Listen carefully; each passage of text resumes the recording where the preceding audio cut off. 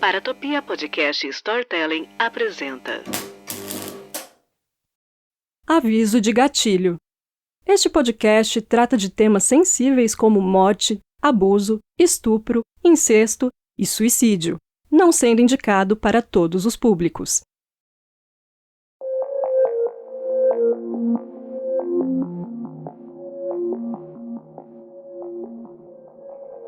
Olá, eu sou a Jay Carrillo, física que trabalha com ficção científica, e nas horas vagas eu sou uma assassina em série não praticante. Estamos de volta para a segunda temporada do Criminologia. Caso você não tenha ouvido a primeira, não tem nenhum problema, porque os episódios tratam de histórias diferentes. O Criminologia é um programa voltado para casos reais, o famoso gênero de True Crime. Nesses episódios, eu vou abordar o tema de aniquiladores de família. Meio pesado, né? Mas você sabe o que define um aniquilador de família? É um dos tipos mais comuns de assassinatos em massa. Geralmente, é um homem mais velho da casa que está deprimido, paranoico, embriagado ou uma combinação de tudo isso aí. Ele mata cada membro da família que está presente, às vezes incluindo até os animais de estimação, podendo cometer suicídio após o crime ou pode forçar a polícia a matá-lo. Dentre os vários assuntos de crimes reais, casais de serial killers e aniquiladores de família são os temas que mais me deixam fascinada e intrigada. Hoje, vamos falar do caso da família Dzerzowski, que aconteceu em uma ilhazinha entre a França e a Inglaterra, e no final, eu vou trazer um outro caso para fazer comparações.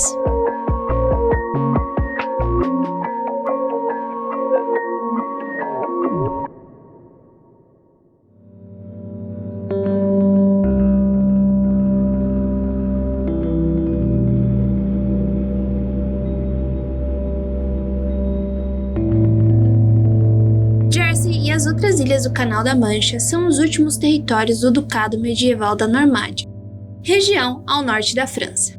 A ilha é uma dependência da coroa britânica, mas não faz parte do Reino Unido e nem da União Europeia.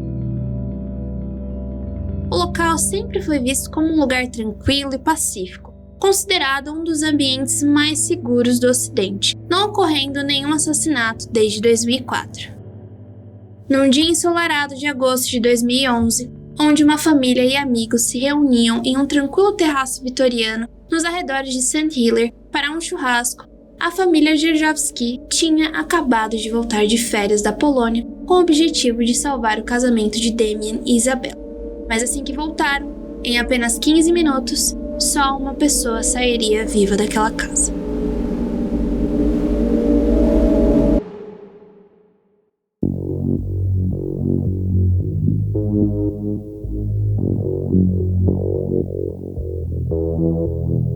Damien Dzerzowski nasceu em Norysask, em 1980. E essa vai ser a última vez que vocês vão ouvir eu falando esses nomes, porque eles são do sul da Polônia. E eu não sei falar polonês, então é isso, galera. Ele se alistou no exército, mas ficou lá por pouco tempo, onde logo depois, aos 20 anos, conheceu Isabella Gardzka, em um bar. Eles se conheceram por coincidência e imediatamente ficaram fisgados um pelo outro.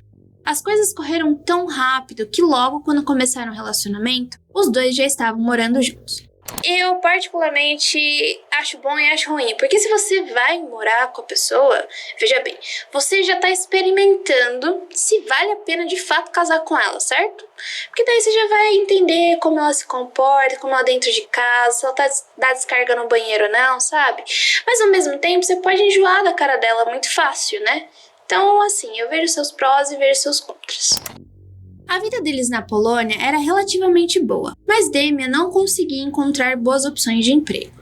Então, unido ao desejo de construir uma família em St. Helier, na capital de Jersey, e a necessidade de trabalho, o casal se mudou em 2004, com Damien agora trabalhando num canteiro de obras como ajudante. Um ano depois, eles já estavam casados. Quando eu fui ver se a ilha ficava perto da Polônia, eu percebi que para chegar lá você precisa atravessar vários países. Na realidade, o trajeto ele pode ser feito de carro, mas demora mais ou menos 20 horas e tem uma balsa envolvida. Quem mora no Guarujá, Santos, sabe que fazer essa travessia é um pouquinho chato e cansativo. Então eu pensei, Nossa, o lugar deve ser realmente muito bom para valer todo esse trabalho. E quando eu fui ver, eu até que gostaria de ir para lá, sabe?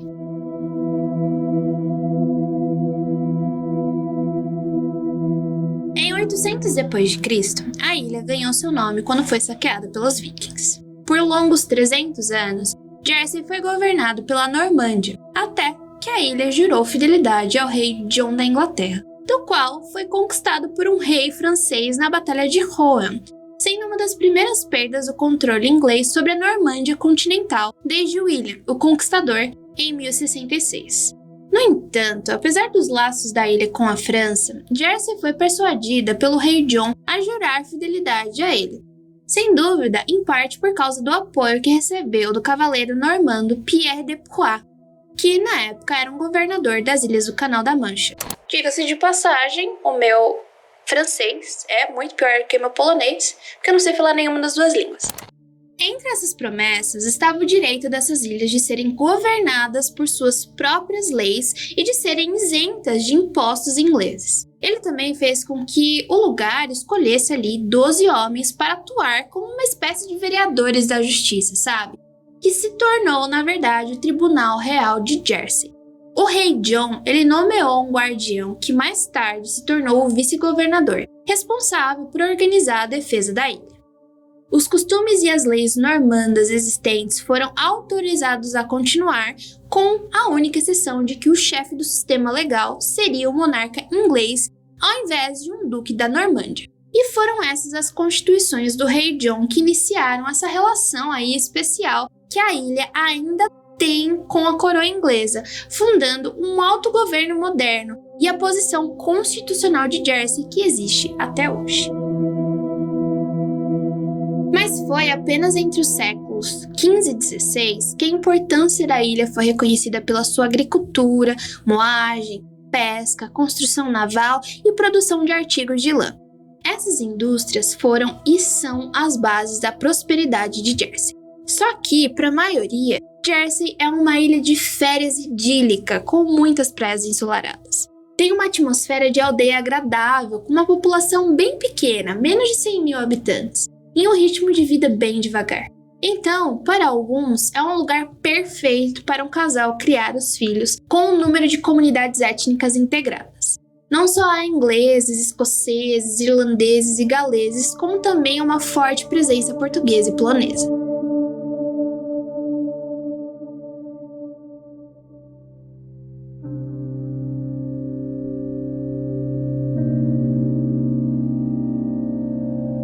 Isabela deu à luz a sua primeira filha, Kinga, o sobrenome deles, Rzeszowski, que, gente, não vai dar. Toda vez que eu ouço a pronunciação e daí eu falo, não sai a mesma coisa. Mas o nome dela é Kinga.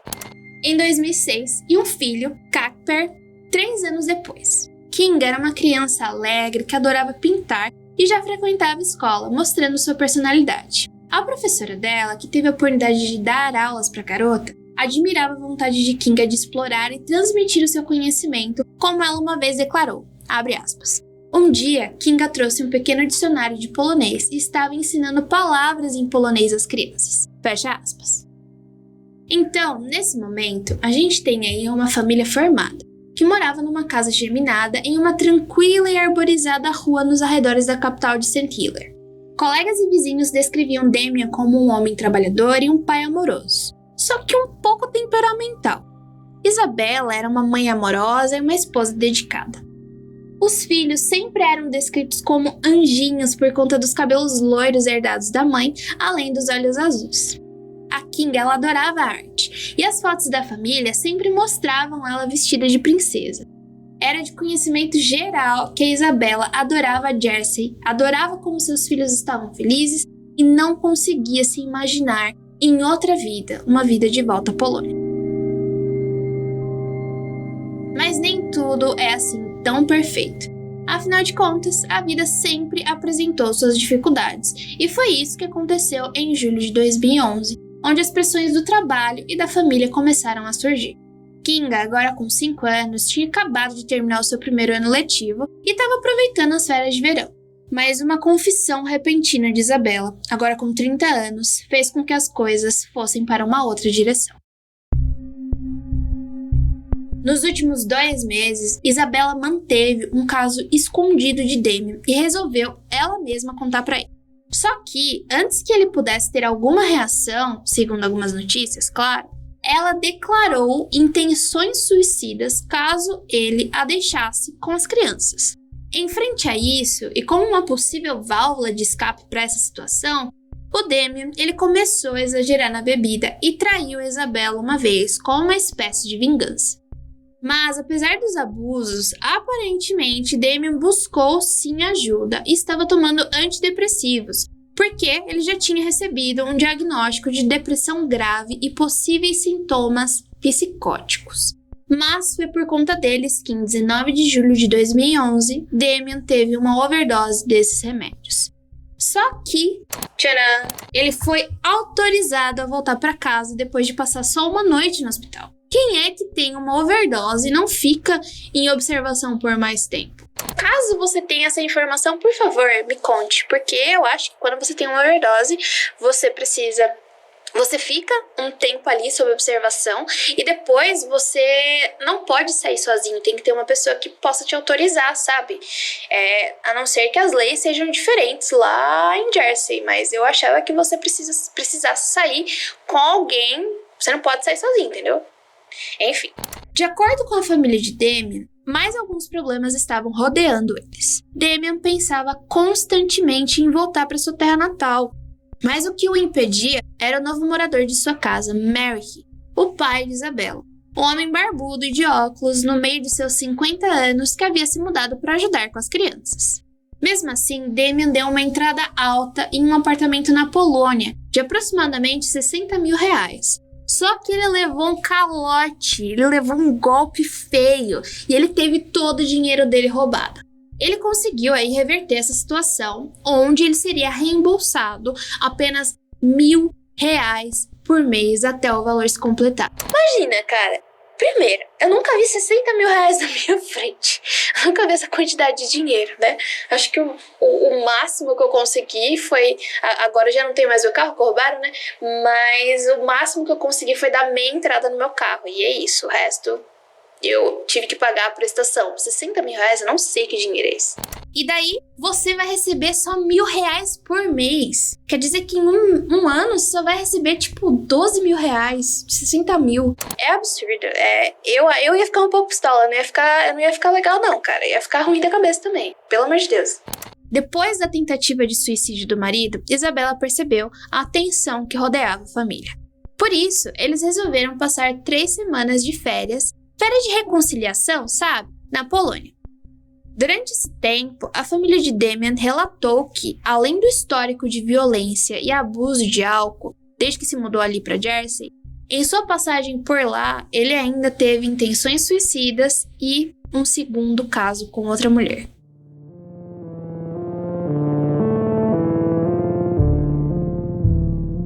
No dia 14 de agosto de 2011, depois de 23 horas de viagem de carro, Damien volta com a sua família para casa, chegando bem cedo na balsa na manhã de domingo. Quando eles atracaram na cidade, eram só 8 da manhã. Por toda a ilha, as famílias estavam decidindo aproveitar o clima quente com um churrasco, e Damien e Isabela decidiram fazer o mesmo. Isabela, então, ela vai convidar a sua melhor amiga, Marta Della Rey, e sua filha Júlia, de 5 anos, para se juntarem à família.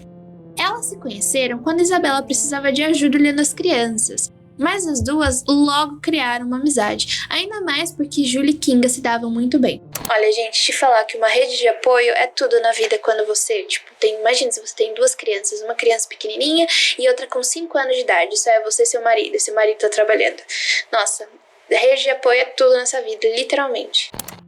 Por volta do meio-dia, Isabela e seu pai Merrick saíram para buscar Marta e Júlia, enquanto Damien é deixado ali para cuidar dos 2 filhos. O marido de Marta, o nome dele é Craig, ele está ali cuidando da outra filha e das amigas dela depois de uma festa do pijama, então ele acaba não indo para o churrasco. Ao chegar de volta, a Isabela ela encontra seus filhos sozinhos e não tem a menor ideia de onde Damien foi. Até que minutos depois, ele entra pela porta sem sequer ou não poder explicar aonde esteve. A Isabela fica puta da vida a ponto dos vizinhos notarem e comentarem sobre as vozes alteradas ali na casa. Mas mesmo assim, o churrasco segue com Damian bebendo. Depois que todos terminaram de comer, as crianças elas vão ali para a sala na frente do apartamento. O Casper está sentado em uma cadeira na mesa da sala de jantar, brincando com alguns brinquedos, e a Kinga pintando com a Júlia por perto. A Isabela estava ali supervisionando todo mundo, enquanto o Damian pega ali 2 facas de cozinha. E é aí que tudo começa. A partir de agora eu vou deixar um aviso que eu vou descrever as mortes. Então, caso seja pesado demais pra você, ou então gráfico demais, eu sugiro que você pule aí uns 5 minutinhos, 4 minutinhos.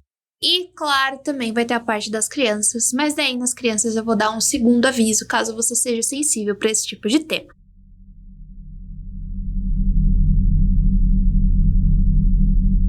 Primeiro, ele esfaqueia o pai de Isabela, que está assistindo televisão.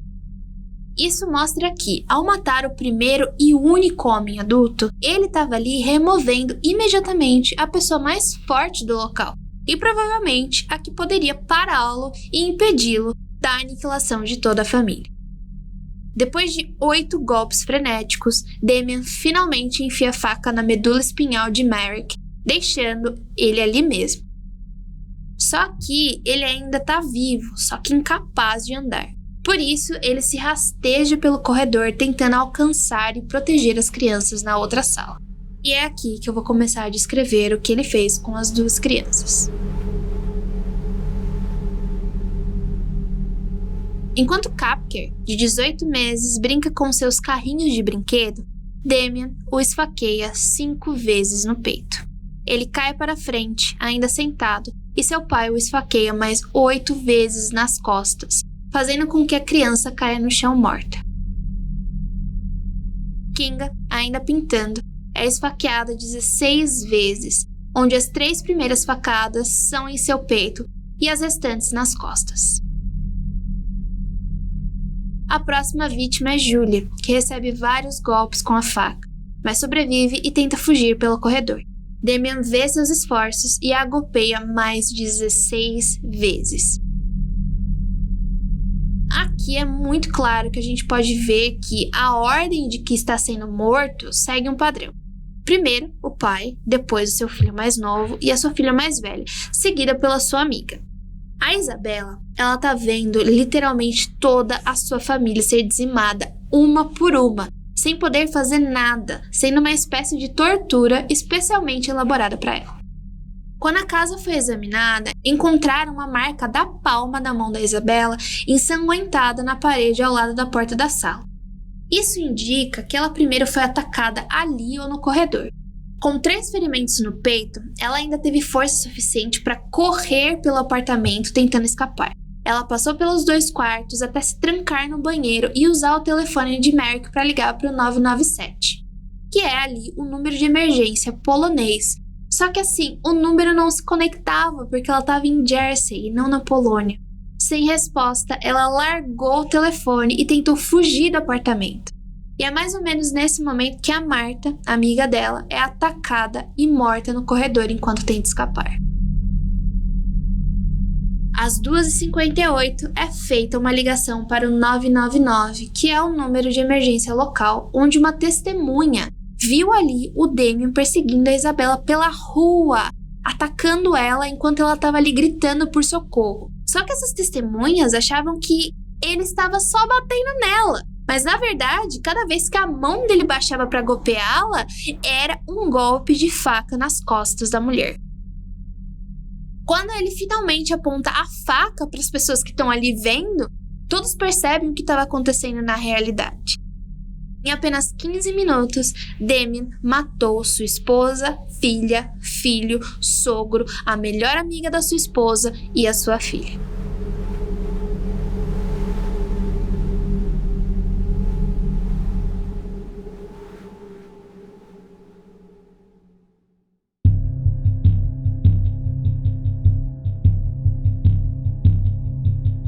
Ao Ao chegar, a polícia ali rapidamente reconhece que o Damian é o único agressor, mas antes que a imprensa pudesse divulgar o incidente, o Facebook e o Twitter já traziam os primeiros relatos.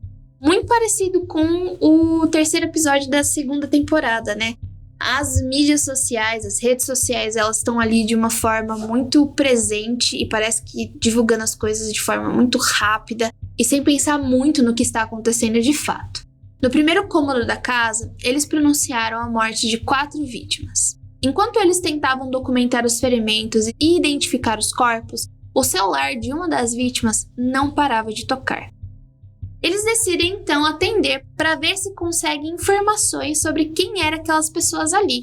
O celular era o de Martha e quem estava ligando era o seu marido, Craig Delahaye.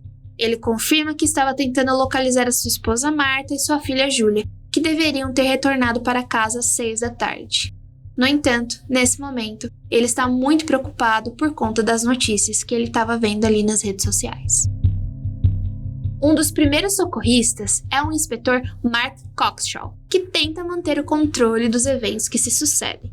A natureza do crime é bem extensa e caótica, deixando todo mundo ali confuso com a origem de tudo, né? De saber quem fez, o que acabou de acontecer ali. Há relatos de uma testemunha chamada Martin Maguire, que estava no caminho para ver um novo apartamento de sua filha, quando ele recebeu uma ligação dizendo que um crime onde uma pessoa tinha atacado várias pessoas com faca tinha acontecido ali naquele complexo de casas, apartamentos. É quando ele percebe uma equipe médica fazendo compressões em uma pessoa para manter aquela pessoa viva. Sendo ele mesmo um bombeiro que estava de folga, ele prontamente oferece ajuda. A vítima, ela estava fazendo barulhos borbulhantes, e é aí que ele olha para ela e contabiliza 9 facadas, a maioria provavelmente fatal. Ele também encontra a faca ainda presa nas costas, causando grandes ferimentos internos. E o maior dos problemas disso é que, se eles tentassem remover essa faca, ia causar um sangramento ainda maior. Martin, então, ele verifica o pulso daquela pessoa e tenta pensar, né? Meu Deus, o que está acontecendo e o que eu posso fazer aqui? Mas o homem, Merrick, que é o pai da Isabella, acaba morrendo. A cena segue. Martin se dirige para a próxima vítima, o bebezinho, que não tem nem 2 anos. Mas não tem muito o que se fazer na poça de sangue em que seu corpinho se encontra. Sem ainda identificar quem cometeu aquele crime, o Martin procura por sobreviventes. Então, no pequeno quarto dos fundos, ele vê um homem de bruços se movimentando. Ele corre para resgatá-lo e, coberto de sangue por conta das facadas em seu peito, ele se mescla facilmente com todas as outras vítimas. Mas na verdade, esse é Damian, ainda consciente e gemendo.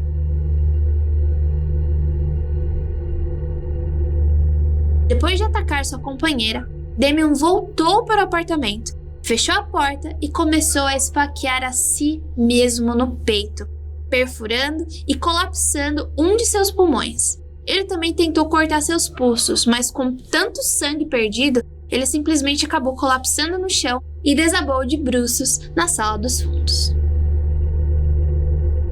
É aí que o nosso bombeiro, que tá ali de folga, coitado, ele entende que quem é aquela pessoa é o assassino.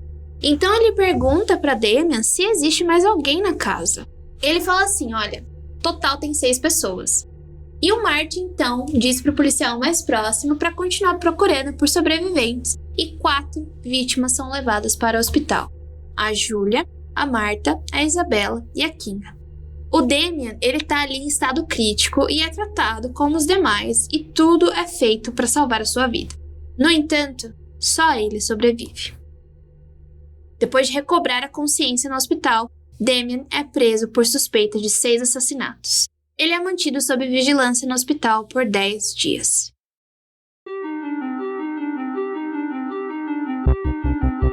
Além de Damian ser um aniquilador de família, ele é um assassino em massa, como é falado na introdução do programa. O aniquilador de família é um tipo de assassino em massa, mas creio que nunca abordei isso porque os casos que eu já tratei aqui no Criminologia são bem focados nas esposas ou nos filhos.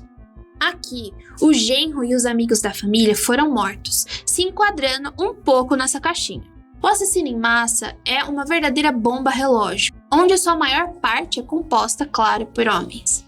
Ele geralmente é uma pessoa da qual a vida simplesmente saiu dos trilhos, foi largado pela companheira, despedido do emprego, ou aconteceu algo em sua vida que considera literalmente humilhante, fazendo com que ele perca totalmente o controle.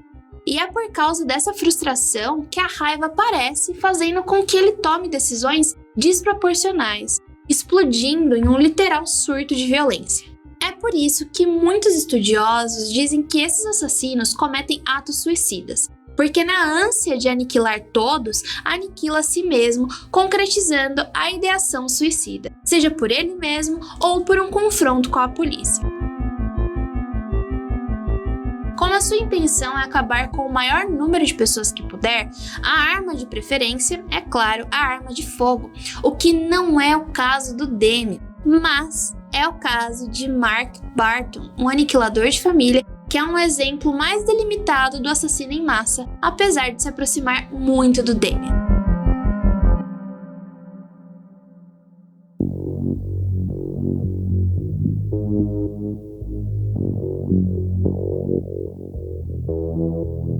Filho único de pais na Força Aérea, Barton era um trabalhador braçal que se estabeleceu na Universidade da Carolina do Sul, onde se formou em Química em 1979.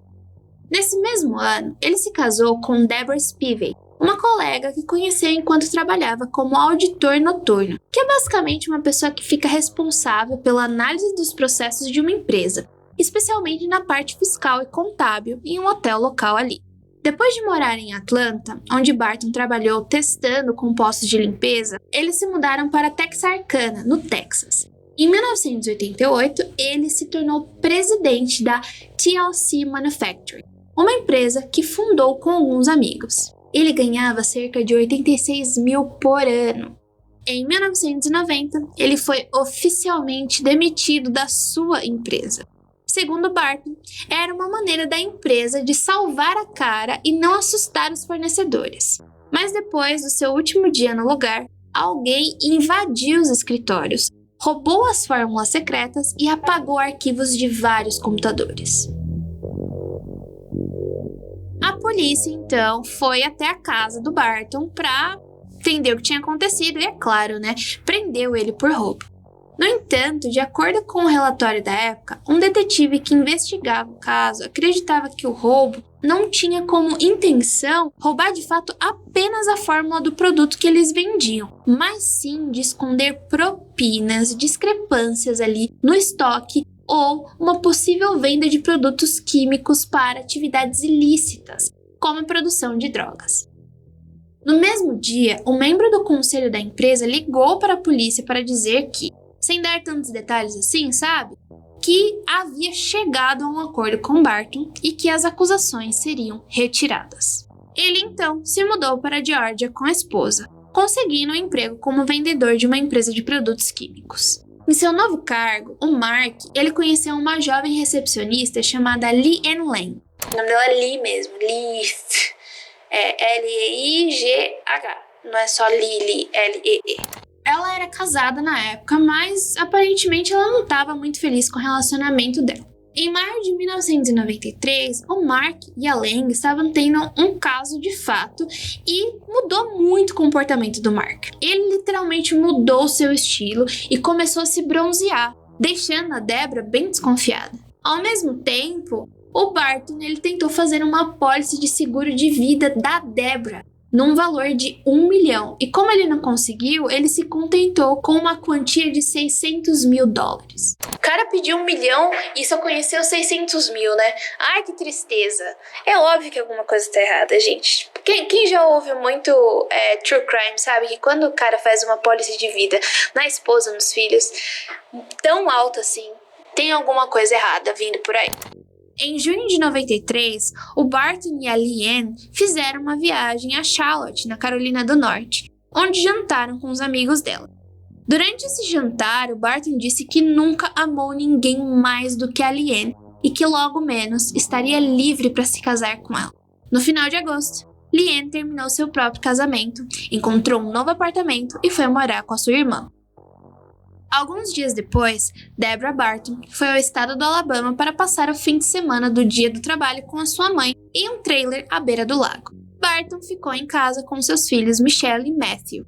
Ou é essa a história contada por ele, não é mesmo? O que sabemos, na verdade, é que, no fim de semana, os corpos de Deborah Barton e de sua mãe, Eloise Spivet, foram encontrados no trailer, desmembrados por uma ferramenta parecida com um machado. Mas o objeto nunca foi encontrado. Menos de 1 hora após o funeral de sua esposa, a polícia apareceu na casa do Barton procurando evidências, tendo ele como principal suspeito. Seus pertences foram revirados e a sua casa foi literalmente banhada com luminol à procura de qualquer vestígio de sangue, né? Mas nenhuma evidência concreta foi encontrada. Encontrada ali, né? Porque quando foram olhar o carro dele, aí já é outra história. Lá, eles encontraram vestígios de sangue. E a desculpa dada foi a que ele tinha cortado o dedo, mas tão profundamente a ponto de sentir o osso. E isso aconteceu no verão anterior aos assassinatos. Ou seja, se existia algum vestígio de sangue no carro, não era de ninguém menos do que dele. Quando pediram seu DNA para confirmar as análises, o Barton se recusou a dar amostras de sangue ou saliva e também não fez o teste do polígrafo. Se bem que eu não faria o teste do polígrafo, gente. Eu sou uma pessoa extremamente nervosa. Tudo bem que eu não sei mentir. Eu já nem tento mentir, porque fica na cara, fica evidente que eu não sei mentir. Só que se eu fosse fazer o teste do polígrafo, eu acho que tudo é culpa minha. Então, se acontecer alguma coisa, na minha cabecinha, com certeza foi culpa minha, indiretamente ou diretamente. Então, eu acho que eu não faria o teste do polígrafo porque eu sou doida, entendeu? Eu provavelmente seria presa. O que sabemos é que as autoridades tinham Barton como um dos principais suspeitos. Só que não existiam provas concretas, só as circunstanciais, né? Como evidências forenses inconclusivas, ou seja, não tinha nada, de fato, que ligasse ele ao caso. Antes que pudessem testar novamente os traços de sangue em seu carro, o Mark disse ter derramado o refrigerante neles, destruindo todas as evidências, simples assim. Uma semana depois da morte da Deborah e da mãe dela, a Leanne, que no caso era a moça que ele estava tendo caso, estava basicamente morando na casa com o Barton e seus filhos. 1 mês depois, o seu divórcio foi finalizado e 6 meses depois, ela se mudou de vez para a casa do Mark em Marron, na Geórgia, onde os vizinhos não sabiam nada sobre o assassinato da sua primeira esposa. Só que o segundo casamento não veio para salvar nenhum dos dois. Literalmente, não havia perspectiva de uma vida calma e feliz. Leanne costumava estar sempre fora de casa, e isso segundo os vizinhos, né? Aquelas fofoquinhas ali. E eles também diziam que os dois tinham muitos problemas.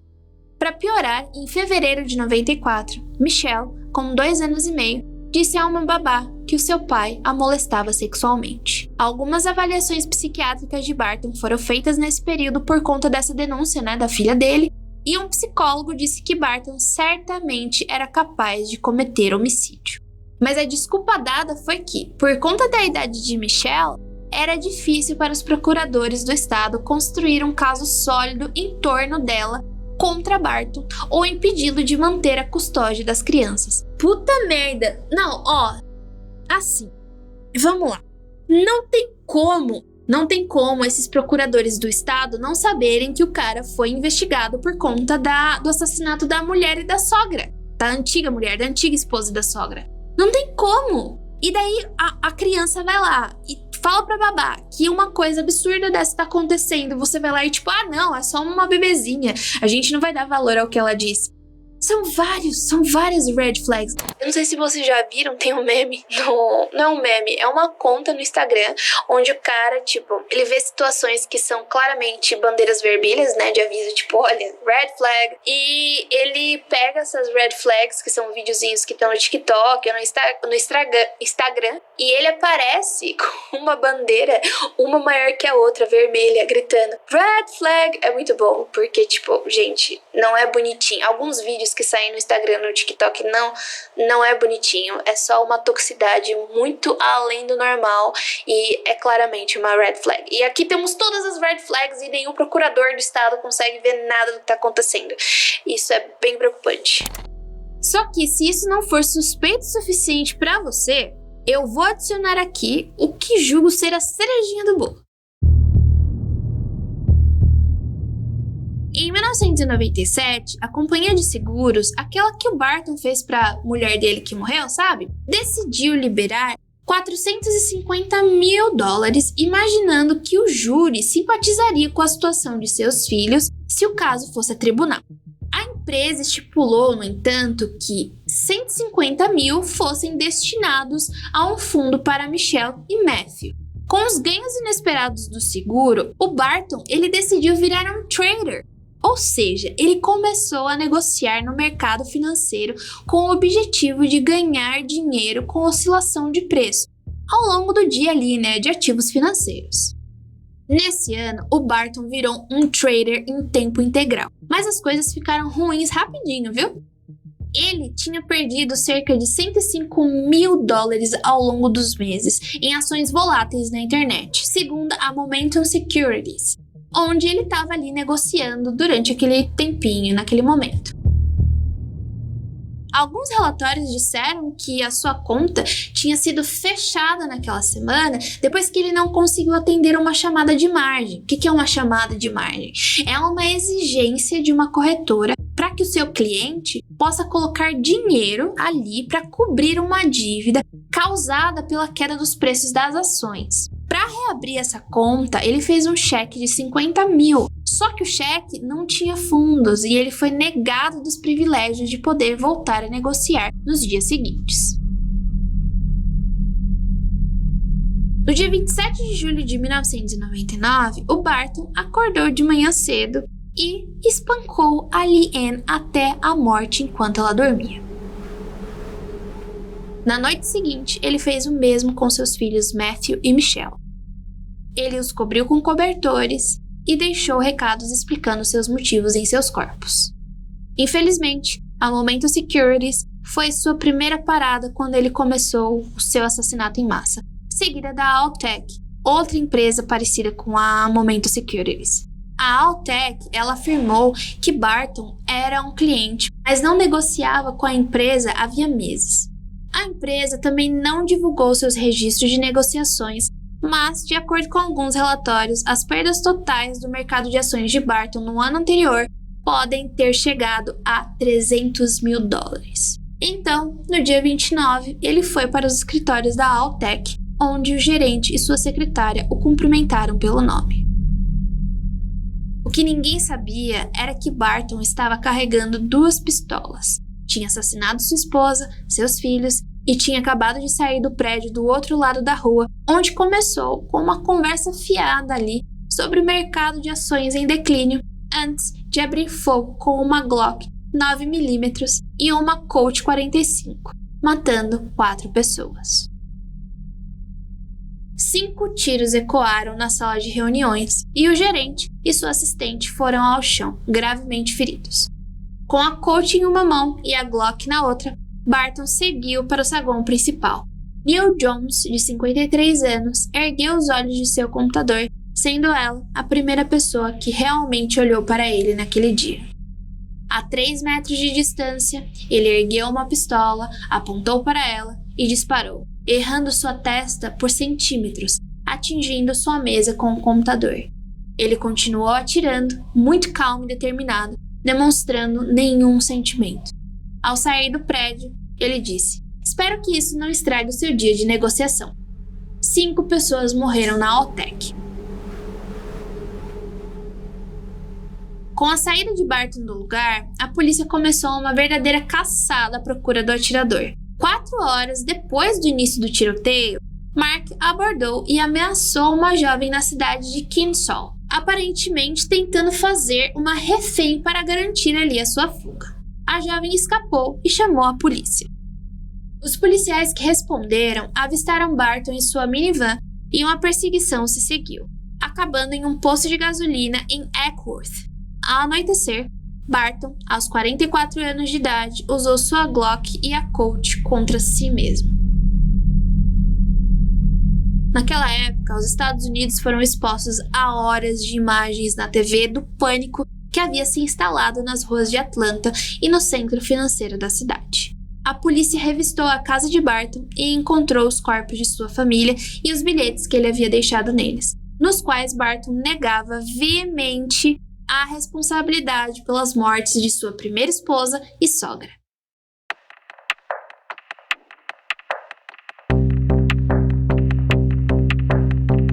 Aqui temos um exemplo mais acentuado do aniquilador de família, que é um assassino em massa.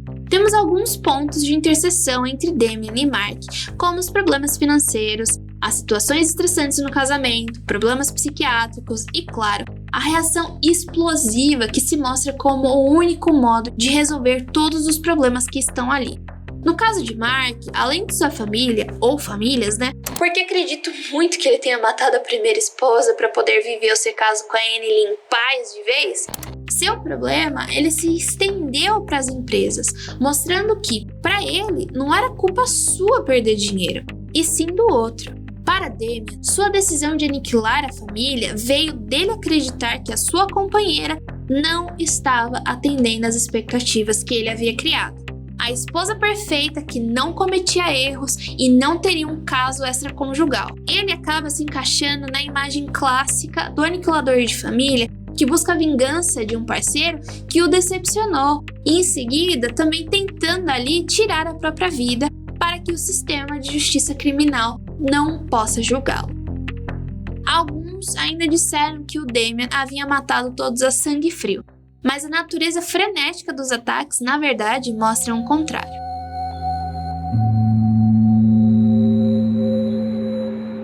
Dezenas de tributos e muitas flores foram deixados na cena do crime. A comunidade da região e amigos conseguiram levantar dinheiro suficiente para pagar as despesas dos funerais que, infelizmente, tinham 3 crianças ali. A ilha inteira ficou paralisada e sentida com os eventos que aconteceram.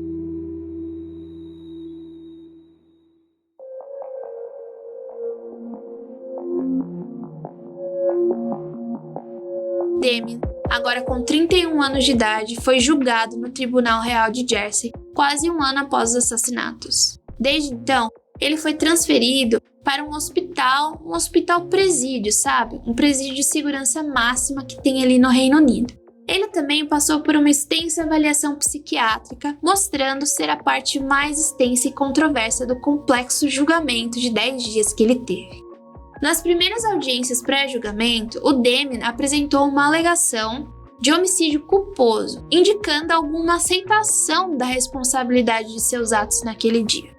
O juiz e 2 dos jurados, aqueles ministros dos 12 que governam a ilha, ouviram como Damien afirmou ter ouvido vozes em sua cabeça no dia em que esfaqueou sua família e amigos, uma vez que as semanas anteriores haviam sido cheias de brigas com a sua esposa. Tiveram muitos períodos de depressão, bebedeira, ideação suicida e a confissão do caso de Isabella foi aparentemente a gota d'água de toda a situação. A promotoria afirmou que Damien mudou sua história várias vezes, ficando difícil ter alguma credibilidade no que ele falava. Eles chamaram Damien de uma panela de pressão sem válvula de segurança constante, do qual não mostra nenhuma emoção em nenhum momento. Sua defesa argumentou com sucesso que a sua depressão havia causado o aparecimento de sintomas psicóticos, diminuindo aí a sua responsabilidade nos atos. Os jurados levaram 2 horas para considerar o seu veredito. No dia 29 de outubro de 2012, Damien foi condenado à prisão perpétua, 30 anos para cada vítima da qual ele tirou a vida. Mas, no dia 31 de março de 2018, 6 anos após a sentença, Damien morreu na prisão Full Sutton, uma prisão de alta segurança em Yorkshire. Um exame post-mortem determinou que a causa de sua morte foi enforcamento. Ninguém estava com ele em sua cela no momento do ocorrido.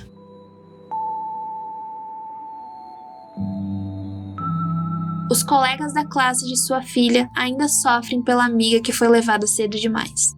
Eles criaram um jardim fora da sala de aula em memória a Kinga, que significa rei em polonês.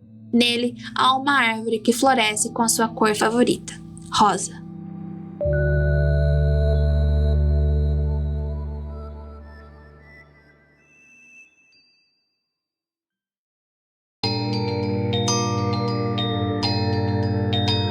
E esse foi mais um episódio do Criminologia Aniquiladores de Família, uma produção para a Topia.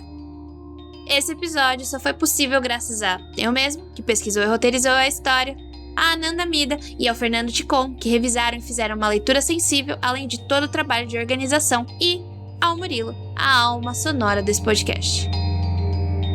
Esse projeto é independente e só é possível graças à contribuição de vocês. Se você quiser incentivar esse e mais projetos, entre em apoia.se/confidencial. E com uma assinatura de R$5 por mês, você já ajuda a gente pra caramba. E é isso, nos vemos na semana que vem.